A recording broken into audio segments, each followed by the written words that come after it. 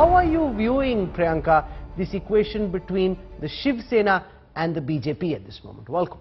With regards to the Bharatiya Janata Party, you don't make enemies overnight. We have been in alliance with the Bharatiya Janata Party for 25 years. We've had a bad experience with them in the 2014 election, 2019 election, and here we are. We are running a successful government in where three parties have come together to serve the people of Maharashtra. We enjoy the confidence of the people of Maharashtra. In a current scenario where you have three parties with no commonality of any agenda, no ideology which is common to the people of Maharashtra, and only one common alliance which is based on the lust for power, I'm sure that in the days to come, the amount of corruption that one has seen, and Mr. Ajit Pawar obviously is embroiled in this sugar cooperative scam. You have Nana Patole of the Congress, which is the smallest stakeholder, also making his own comments. Then you have Sanjay Raut saying that, oh, our relationship, we are not like India-Pakistan, but we are like Amir Khan and Kiran Rao. So I don't know who wants to make of it. The Chief Minister made a comment that we have a good rapport.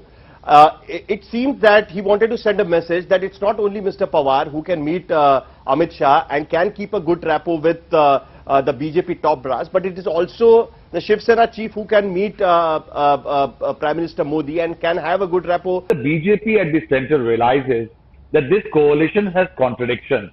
It wants to continuously keep playing at the mind and politically to create fissures. Why? Because one, it knows that within the Shiv Sena, there are MLAs who won with the help of the BJP, and a Congress alliance is not tenable for them.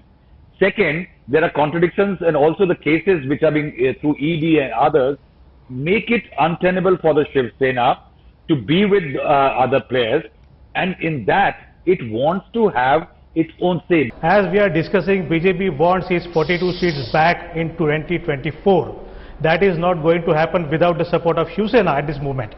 If Maharashtra Vikas Aghadi remains intact, if all the three parties are going to contest together, that will be a very hard situation for BJP.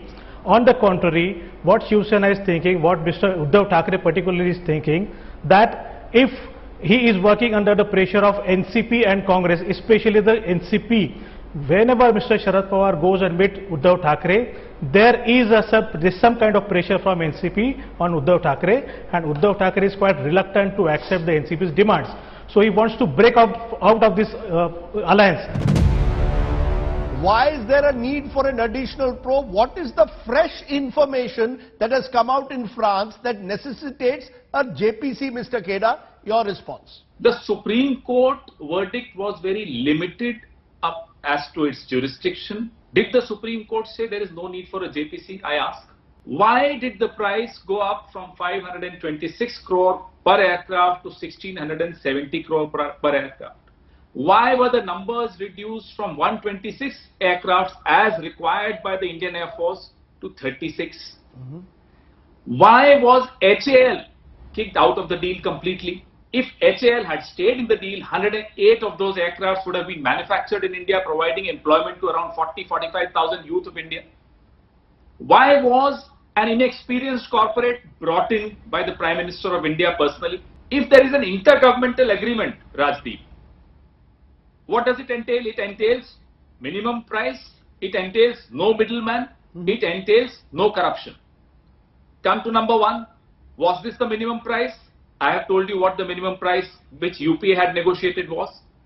Number two, was there no middleman? What about Sushen Gupta? This middleman was also operating, I might add, during the Congress rule. Just a minute. Sushen Gupta has been arrested in the Augusta Western deal. He was operating from 2004 onwards also on the Rafale deal. There are three important people who have spoken about the cost. The Congress signed a defense procurement purchase order, but it was not a deal in 2013. Now, Eric Trappier, the CEO of Dassault, said that if you compare the 36 aircraft which we will be providing India in a flyaway condition with the 18 aircraft we were supposed to provide in a flyaway condition to the UPA, then the cost is more or less the same. In fact, I'm quoting Eric Trappier. He said because it's a bulk purchase order by the Modi government of 36 aircraft in flyaway condition in one go,